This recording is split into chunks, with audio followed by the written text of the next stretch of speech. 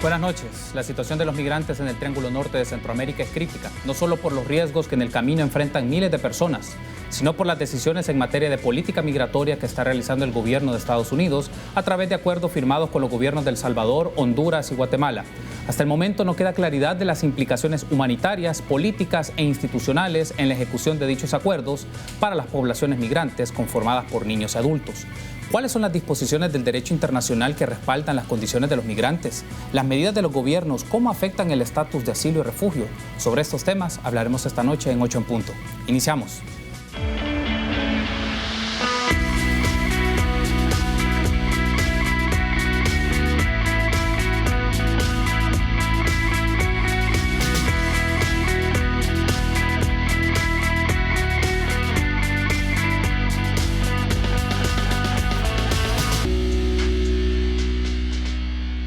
¿Qué tal? Muy buenas noches. Qué gusto que nos acompañen en una nueva emisión de 8 en punto. Les saluda Carlos Monterrosa. Miércoles 16 de octubre del año 2019. Vamos a dedicar el programa para hablar de los acuerdos de cooperación migratoria entre Estados Unidos y El Salvador, las implicaciones para los refugiados, el derecho de asilo y sus condiciones de vida. Y es un gusto para mí recibir en este set a un experto, una especialista en la materia, como es la doctora Karen Musalo, directora fundadora del Centro de Estudios de Género y Refugiados de la Universidad de California, Hastings. Buenas noches, doctora Musalo. Bienvenida. Qué gusto que nos acompañe. Buenas noches, es mi placer estar con ustedes esta noche. Gracias por estar con nosotros. Tenemos muchos temas que desarrollar, particularmente porque una de las preocupaciones para nuestros amigos y amigas de la audiencia es conocer las implicaciones que tienen estos acuerdos suscritos entre los países del Triángulo Norte con Estados Unidos referentes a temas de asilo y de refugio. Lo vamos a llevar en el transcurso de la entrevista, pero quiero preguntarle al inicio, tener un contexto un poco más amplio, doctora Musalo. ¿Cómo el marco del derecho internacional respalda o defiende los derechos y las condiciones de la población migrante que en este momento busca asilo o refugio? Sí, hay algunos convenios y protocolos que protegen a las personas que están huyendo de la persecución. La mayoría de países en el mundo han ratificado este convenio, es el convenio para la protección de los refugiados. Y la realidad es que cada país que lo ha ratificado se ha comprometido a no devolver las personas que están en riesgo de persecución, de no devolverlos a los países donde van a enfrentar la persecución. Eso es absolutamente claro que la ley internacional prohíbe que los países regresen a las personas a la persecución.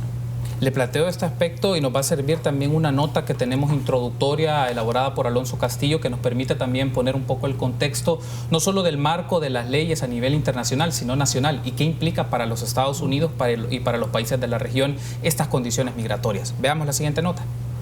El director de Migración y Extranjería, Ricardo Cucalón, destacó que tras la implementación de algunas estrategias han logrado una significativa reducción en la migración de salvadoreños. 60% de esto es que ya nos van para allá. Lo que más nos ha gustado es que hay gente, por ejemplo, en Estados Unidos que ha tenido ciertos procesos de asilo en los Estados Unidos, que están allá siguiendo sus trámites correspondientes legales de conformidad a lo que las leyes de los Estados Unidos determinan y están diciendo, mire, es muy engorroso el tema del proceso del asilo en Estados Unidos y mejor prefiero regresar a El Salvador. Sin embargo, sobre los acuerdos con el gobierno de Estados Unidos logrados por la canciller, Ricardo Cucalón dijo que aún no se les ha informado en qué consisten ni cómo se concretarán.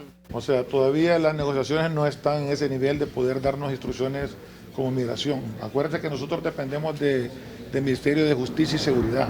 Entonces, cuando esas negociaciones ya estén en su punto correcto de saberlo nosotros como migración, obviamente yo estoy seguro que la señora canciller nos lo va a hacer saber. Esta es una situación similar, al menos para Honduras y Guatemala, tal y como lo dijo el jefe de la misión de la OIM para la región, quien aseguró estar vigilando la situación de cerca. Estamos observando justamente y tratando de comprender de manera más exacta qué conllevan estos acuerdos y cuál podría ser el papel de cada una de estas instituciones, agencias. Para Jorge Peraza se desconoce mucho de estos acuerdos, incluso en Guatemala, que fue el primer país en firmarlos. Particularmente cómo se va a proteger temas de albergues, por ejemplo, cómo se va a dar asistencia a las personas mientras que esperan una resolución sobre sus procesos, En fin, todavía hay muchos elementos que deben ser analizados. Para las autoridades es importante y primordial que se inicie la creación de políticas,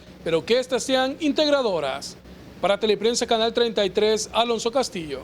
Muy bien, agradecemos a Alonso Castillo también por esa nota que nos permite ampliar esta discusión que tenemos con la doctora Karen Musalo, directora fundadora del Centro de Estudios de Género y Refugiados de la Universidad de California, Hastings. Hay un aspecto acá que me gustaría conocer un poco más desde su lectura, doctora. En este momento, en el caso de los Estados Unidos, ya ampliaremos un poco las declaraciones que han brindado estos funcionarios, pero en el caso de Estados Unidos, ¿cuáles son las disposiciones legales tanto de los acuerdos internacionales suscritos con sus leyes internas respecto a la protección de los migrantes o los solicitantes de refugio o asilo? Es decir, Estados Unidos en este momento, ¿cuáles son las leyes que dispone en términos generales para las personas que piden refugio, asilo o están en condición migratoria por desplazamiento por violencia, por inseguridad, entre otras cosas? Sí, los Estados Unidos han ratificado Convención de los Refugiados. Entonces, y también el Congreso de los Estados Unidos ha aprobado una ley de los refugiados en 1980. Y mi observación es que este acuerdo, los acuerdos con El Salvador, con Guatemala, con Honduras, están en contra de los deberes, las obligaciones de los Estados Unidos según la ley internacional y la ley doméstica de los Estados Unidos. Puedo explicar por qué, claro. Pero quisiera empezar con este punto muy clave, que no estoy de acuerdo con esto. Pienso que es, como abogada, como académico, pienso que es en contra de la ley y que también no hace sentido de decir que los países que están sufriendo niveles de violencia tan altos, niveles de personas desplazados, que estos países van a aceptar y proteger a cualquier persona que llega a los Estados Unidos cuando los Estados Unidos no quiere tomar la responsabilidad de protegerlos. Para mí, desde esta perspectiva, quisiera empezar con algo muy fuerte, sí. Y usted puede seguir con otras preguntas, pero yo quisiera clarificar mi posición al principio. No, creo que esto es relevante y vamos a ampliar un poco más esto porque me gustaría que en el siguiente segmento hablemos con detenimiento en la práctica en qué consiste este acuerdo suscrito. Tenemos algunas versiones o declaraciones de funcionarios públicos, pero también nos interesa tener la lectura también desde Estados Unidos, cómo se está analizando desde perspectivas académicas, desde perspectivas de investigación sobre los derechos de los refugiados o los derechos de los migrantes del Triángulo Norte de Centroamérica. Antes de entrar a esto, en este momento, ¿cómo evaluaría usted los sistemas de refugio que tiene Estados Unidos en este momento? ¿Está sujeto a estos vaivenes y estos discursos políticos o hay otras condiciones más legales, institucionales que podrían blindar o no afectar el sistema que actualmente Estados Unidos tiene de refugio? Sí, los Estados Unidos ha tenido, antes de esta administración de Trump, ha tenido un sistema que en realidad ha aceptado muchas personas que estaban huyendo de la persecución. Pero cuando entró la administración de Trump, hay muchas, ¿cómo puedo decir?, políticas que tratan en realidad de terminar con la protección de refugiados. Hay políticas desde la primera semana del mandato de Trump, como políticas que tienen como propósito de no aceptar la responsabilidad de proteger a los refugiados. Es por cada política que esta administración ha propuesto o ha tratado de implementar, los abogados, los académicos lo han criticado y ha puesto demandas en los tribunales de los Estados Unidos. Desde ahora hemos logrado mucho. Hay muchos tribunales de los Estados Unidos que han otorgado o han decidido que estas políticas están contra la ley de los Estados Unidos, está contra la ley internacional. Yo veo estos acuerdos cooperativos en la misma línea, que vamos a ver demandas en contra de ellos, y yo soy optimista que pienso que al fin van a declarar que no son legales que son contra la ley. Quisiera explicar, si me permite, un poco de por qué están un poco contra la ley. Hay un aspecto que quiero aprovechar, tengo que hacer la pausa, Sí. pero me gustaría que al regresar, doctora, nos explique con detenimiento las características de estos acuerdos y por qué desde su lectura están contra las disposiciones del derecho internacional y el derecho interno, porque me gustaría que dediquemos el siguiente bloque totalmente para hacer este análisis. Tras la pausa, regresamos.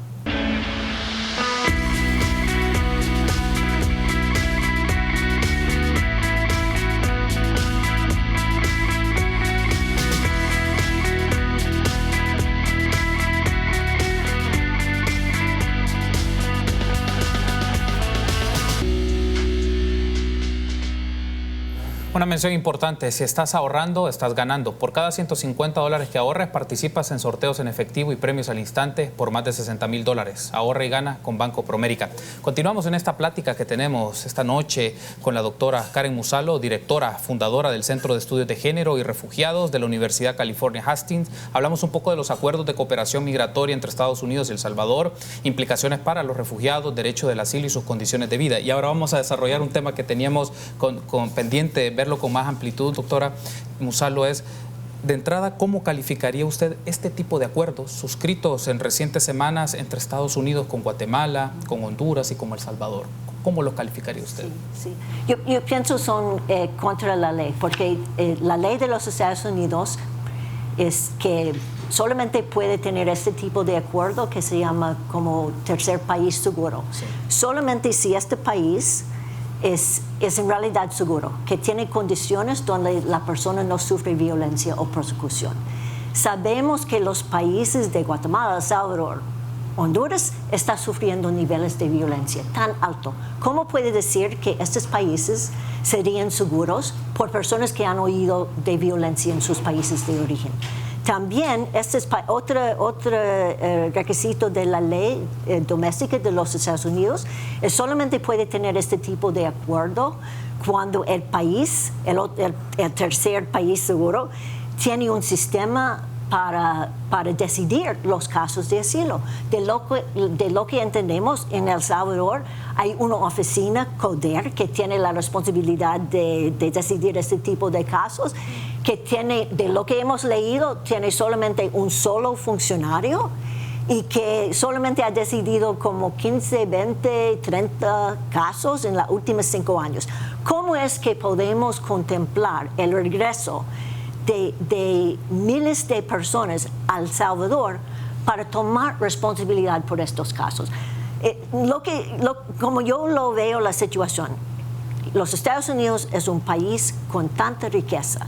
Es un país de 335 millones de personas y no tiene recursos para tomar su responsabilidad de estos casos de asilo. Lo que los Estados Unidos está tratando es mandar su responsabilidad a otros países que no tienen los recursos para hacerlo. Países que están tratando de resolver sus propios problemas, y muchos de esos problemas, si puedo decirlo, tienen sus raíces en políticas de los Estados Unidos de los 80s, 90s, pues eso es otra conversación, otro discurso. Pero por eso yo pienso dos cosas que voy a decir muy brevemente. Pienso que estos acuerdos son contra la ley porque estos países no son seguros y no tienen sistemas adecuados para tomar responsabilidad. Pero quisiera agregar otra cosa. No es solamente cosa de la ley, es cosa de la moralidad. Es cosa de lo que es correcto, lo que no es correcto. Los Estados Unidos quieren presentarse como un país con personas que tienen mucha fe religiosa. ¿Cómo es que un país que en realidad es humanitaria puede tratar a personas huyendo persecución en esta forma, de mandarlo a países donde no se puede lograr la protección? Hay un asunto acá por el seguimiento de la explicación que usted nos ofrece, doctora Musalo, que me interesa destacar más. Entonces, este tipo de acuerdos básicamente contradicen disposiciones del derecho internacional vinculados a las convenciones o protocolos de refugiados y asilo. Básicamente, a pesar de que en el preámbulo o la introducción de estos acuerdos hace mención a dichos convenios. Entonces, tiene una contradicción sus disposiciones o sus apartados respecto a las convenciones internacionales y el derecho internacional. Sí, es contra la ley internacional, porque la ley internacional prohíbe que un país mande personas a otro país donde estas personas serían perseguidos. Y cuando los Estados Unidos están mandando personas, solicitantes por asilo, a El Salvador o Guatemala o Honduras, hay una gran posibilidad que estas personas van a enfrentar persecución o violencia. Entonces, eso es una violación clara de la ley internacional. Quisiera agregar una cosa pequeña, es que desde ahora o hasta ahora el único país con el cual los Estados Unidos ha tenido este tipo de acuerdo es con Canadá. Y es claro por qué. Canadá no tiene niveles de violencia y en realidad tiene un sistema muy adecuado para decidir estos tipos de casos. Pero acuerdos con países como El Salvador, Guatemala, entonces no hace sentido. Ahora, hay otro aspecto que esto se traslapa con las políticas migratorias que Estados Unidos está desarrollando. ¿Cómo calificaría este tipo de políticas migratorias, no solo en función de los acuerdos que se están suscribiendo con los países, sino, por ejemplo, no solo por el tema de deportaciones, por el tema de personas que están siendo perseguidas en algunos lugares, por su carácter de estar indocumentados? O sea, se concibe una serie de componentes en el cual la interpretación, y lo digo así en la opinión pública, es básicamente tratar de remitir la mayor cantidad de personas centroamericanas hacia Estados Unidos, o ahora que se muevan en ese ámbito, en este círculo de Centroamérica, en el Triángulo Norte, o llegar hasta México, pero hacer un muro legal. Básicamente la gente puede decir, estos son muros legales, no necesariamente un muro de concreto, pero sí de leyes. Sí, como yo he comentado antes, yo pienso que desde la primera semana de la administración de Trump, él ha buscado medidas para eliminar las personas por deportación, por otra forma, las personas que no son personas blancas. Voy a decirlo muy francamente, es una política que tiene sus raíces en racismo. Y las palabras del presidente, palabras muy feas en contra de personas que son migrantes, son familias, son personas que están oyendo la persecución y en lugar de reconocer esto, está acusándolos de ser criminales. Pero lo que usted ha dicho, sí, es una política de exclusión, es una política de deportación. Hay tantas políticas individuales, yo puedo mencionar solamente uno o dos que han tenido el mayor impacto.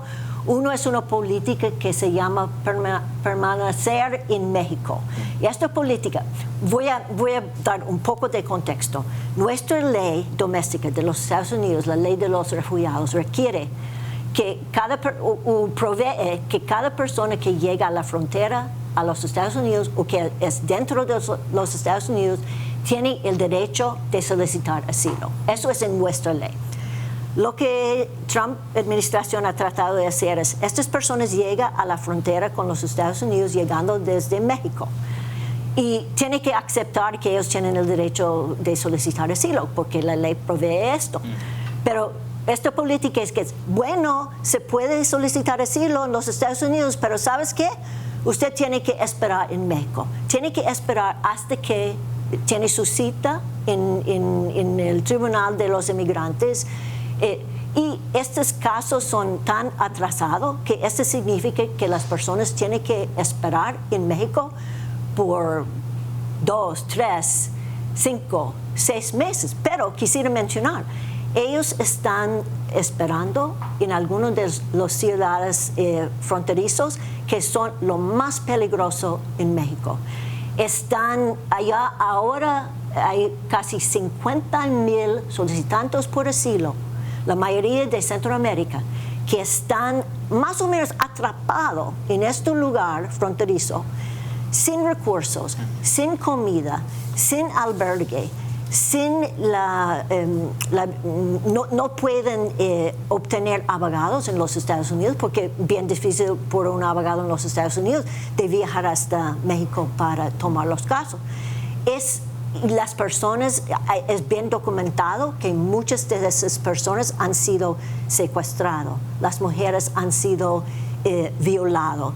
Personas están en realidad enfermos, no tienen agua potable para tomar. Entonces, eso es una de las muchas políticas que la administración Trump ha implementado. Tengo que hacer la pausa, pero al regresar me gustaría que abordemos otro componente, el componente más humanitario, porque sé que parte de sus estudios e investigaciones también están vinculadas a la situación psicosocial y cómo tienen afectaciones a mujeres, a niños traumatizados por esto. Me gustaría que hablemos al respecto y cómo sus investigaciones le reflejan consecuencias a estos grupos vulnerables del Triángulo Norte de Centroamérica. Regresamos.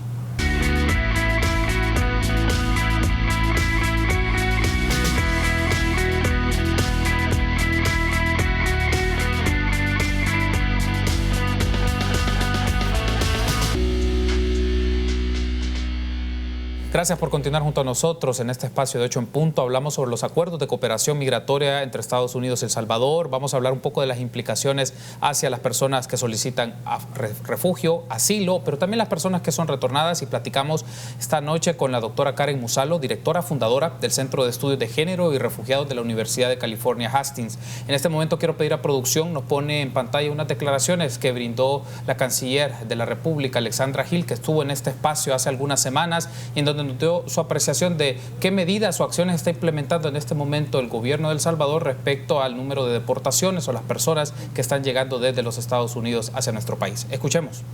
Lo que necesitamos nosotros son oportunidades, y programas como estos han insertado a miles de jóvenes que han vivido y sufrido condiciones similares. Asimismo, nuestra Cancillería, en conjunto con el gobierno de Estados Unidos, gobierno de México, estamos haciendo proyectos para poder regresar a estos niños o retornar a estos niños lo más pronto posible. Se inició un proyecto piloto en El Salvador y el primer vuelo vino el 5 de agosto, a donde se retornaron de inmediato 100 niños para que no tuvieran que pasar por esa situación que es tan traumatizante. Esto, Carlos, entre dos medidas de muchas que estamos tratando de consolidar y ampliar y reforzar. Bien, ahí teníamos entonces las declaraciones, parte de las declaraciones de la ministra de Relaciones Exteriores. Le consulto, doctora Musalo, por su experiencia de investigación, los países del Triángulo Norte, me refiero a El Salvador, Guatemala y Honduras, ¿tienen políticas para tratar a las personas que son retornadas porque regresan a sus entornos y condiciones de vida, algunos de los cuales huyeron por violencia, ya sea por condiciones de amenazas, por violencia de género, pero los países desarrollan sistemas de apoyo, de respaldo a las personas que son retornadas desde los Estados Unidos o de México? Sí, en realidad no sé exactamente cuáles son los programas que tienen estos países, solamente puedo decir que son países que no tienen los recursos adecuadas, yo pienso, porque es una gran responsabilidad recibir las personas y tener bastantes recursos. Cuando estos países están a la vez tratando de abordar los problemas que fueron el raíz por la huida o el éxito, exilio de las personas desde el principio. No soy experta en los sistemas de recepción en estos países, pero puedo decir que estas personas sí sufren trauma. El tratamiento en los Estados Unidos, la separación de la familia, que hemos visto la plática sobre esto. Estas personas fueron sufriendo trauma que era la causa por su salida de sus propios países. Sufrían trauma en la ruta, que es muy peligroso, y entraron a los Estados Unidos con la esperanza de recibir la protección, y el tratamiento de ellos era una vergüenza, de separar las madres de sus hijos. Hasta bebés de 3 o 4 meses de edad, el gobierno de los Estados Unidos los separaron. Y eso para mí no puedo comprender esta política, es tan cruel. Y lo que ella estaba hablando es que cuando estas personas son revueltos, después de tanto trauma, la trauma que era la causa de su salida, la trauma de la ruta, la trauma de su maltrato en los Estados Unidos y de ser devuelto a la situación donde ellos tienen miedo. Entonces, Yo espero que los países puedan desarrollar sistemas adecuados, pero de lo que yo sepa, estos son países que están luchando para abordar los problemas más básicos, y esto de aceptar y extender tratamiento es mucho de esperar. Y en este caso podemos detenernos un poco en esta política de separación que generó mucha discusión en Estados Unidos, también en Centroamérica. ¿Cuáles son las implicaciones psicosociales que tienen en mujeres, en niños, en niñas, en hombres adultos también? Esta separación de autoridades que estaban de patrullas fronterizas en los centros de detención en los Estados Unidos hacia los niños, sobre todo niños y niñas guatemaltecas y salvadoreños. ¿Qué implicaciones psicosociales tiene esto y por qué es necesario e importante que los gobiernos de estos países presten atención a esa situación, además obviamente del gobierno de los Estados Unidos? Sí. No, eso era un trauma profundo. Toda la comunidad médica en los Estados Unidos, las personas que son expertas en la salud de los niños, han comentado que este era un choque emocional que va a seguir casi todo, puede seguir toda la vida de estos niños y adolescentes. De viajar a esta distancia y sin explicación, de ser separado, sin saber el destino de su mamá o su papá, separado, sin poder hablar, sin saber si su mamá o su papá es vivo o no, y ellos fueron enterrados en albergues sin la oportunidad de hablar con sus madres o padres. Eso es increíble. Y es documentado que estos niños y niñas adolescentes sufrían tantos retrocesos en su desarrollo. Era como de sufrir algo que empezaron de nuevo de tener, ¿cómo puedo decir?, síntomas muy, muy severos. Entonces, todo esto se necesita el tratamiento para recuperar, y en realidad, si no son unificados con su mamá o su papá, esto va a seguir adelante. Entonces, hay las dos cosas, la separación, si esto siga, y también el sufrimiento de la separación del pasado. Otro de los aspectos que quiero aprovechar e incorporar es que también en la retórica que se ha utilizado a nivel de política en Estados Unidos es que las personas refugiadas, los que piden asilo, los que son migrantes, algunos llegan básicamente a querer quitar empleos, o que son personas que quieren hacer actividades criminales, y eso es un poco en el discurso que se ha manejado particularmente el presidente de los Estados Unidos. Pero la discusión está que estas personas llegan, se asientan, desarrollan su vida, establecen vínculos familiares, pero también son un sostén financiero, un sostén económico para sus familias en su país de origen, pero también en su comunidad. Entonces, ¿cómo se contrasta esto entre un discurso, una retórica, con la práctica de las personas que piden asilo, refugio, o que en esa condición llegan a los Estados Unidos, o que de manera indocumentada llegan a los Estados Unidos, pero están haciendo ese tipo de actividades económicas, sociales o culturales? Sí. La administración de Trump ha tratado de justificar sus políticas con este tipo de lo que yo debo decir mentiras.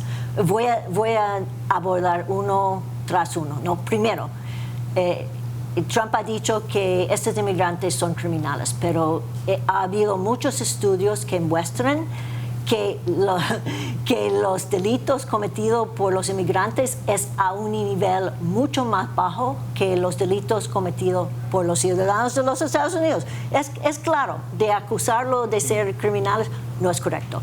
También hay la acusación de que ellos están allá solamente por mejorar sus vidas, de buscar trabajo. Pero si uno analiza las condiciones en los países de El Salvador, Guatemala y Honduras, los niveles de violencia, la presencia de las maras en todas partes del país, es claro que estas personas están huyendo por miedo de perder sus vidas. Es muy claro. Y estas personas hacen contribuciones a nuestra sociedad. Ellos llegan y toman los trabajos que los ciudadanos no quieren tomar. Y ahora hay muchos negocios que están quejando que con todas las deportaciones de la administración de Trump no tienen trabajadores. Y muchos de ellos han dicho, estos trabajadores son buenísimos, nosotros los necesitamos. Pero eso es lo que Trump dice, lo que ha dicho es para tratar de justificar una política que a sus raíces es una política de racismo y de xenofobia. No es una política basada en hechos reales de cualquier amenaza que presenta los inmigrantes. Los inmigrantes son buenos. Desde mi experiencia y de tantos años trabajando con los inmigrantes, ellos hacen unas contribuciones a nuestra sociedad. Pero Trump quiere que la gente piense en otra forma. Tengo que hacer una pausa, pero en el último segmento continuamos haciendo análisis sobre este tema y que también desde la perspectiva de nuestra invitada, qué sugerencias en materia de política pública se deben de analizar en el marco de esta relación de Estados Unidos con el Triángulo Norte de Centroamérica. Regresamos.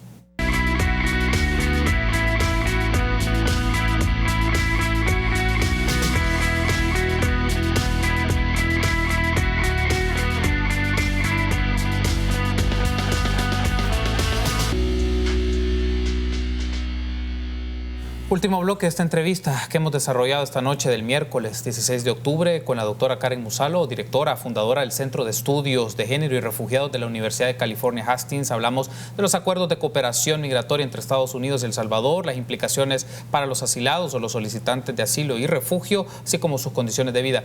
Quiero pedir en este momento a producción nos pone en pantalla un tuit del presidente Trump que está vinculado sobre el tema de la asistencia y el apoyo que está solicitando Estados Unidos a través de estos acuerdos. Ahí menciona el tuit, esta es ya la traducción en español.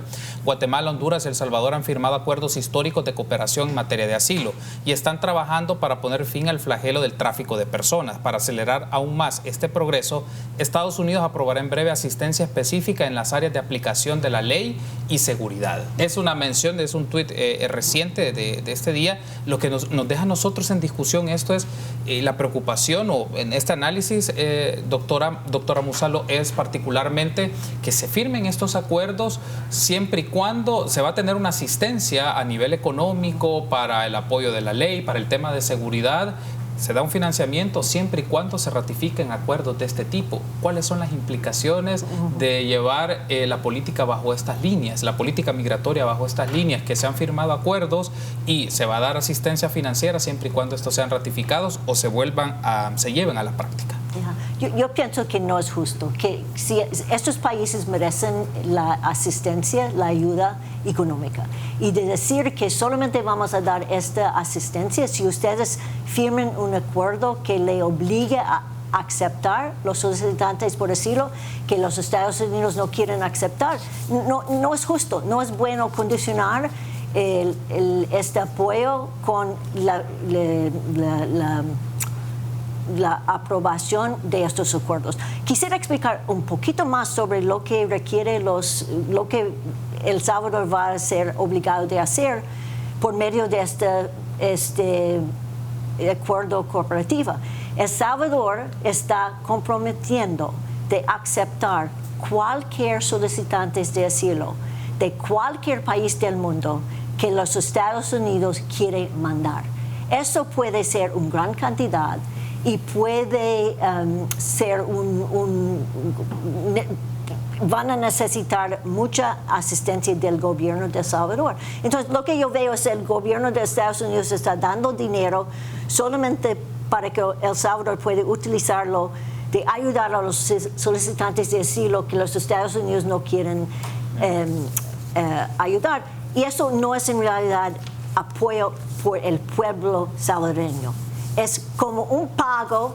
Usted puede hacerme el favor de tomar esta responsabilidad que yo no quiero tener y en cambio yo voy a darle dinero. Eso no es asistencia humanitaria en realidad, ¿no?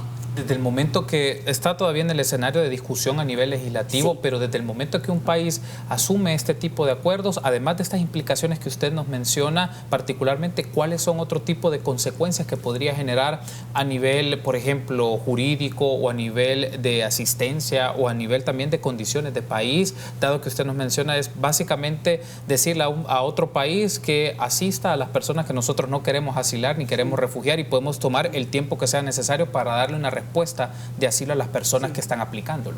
Es como, es una, ¿cómo puedo decir? Si un país ha ratificado un convenio internacional que le obliga a proteger a los refugiados, este país, y estoy hablando de los Estados Unidos, debe hacerlo. No es justo decir, sí, yo he ratificado este convenio, pero ¿sabes qué? Yo voy a mandar todas mis responsabilidades a otro país. Hay otros modelos por esto y son malos también. Si se puede, tal vez se puede recordar que dentro de la Unión Europea, la Unión Europea pagó una cantidad de dinero, mucho dinero a Turquía, para que Turquía aceptara los refugiados de Siria.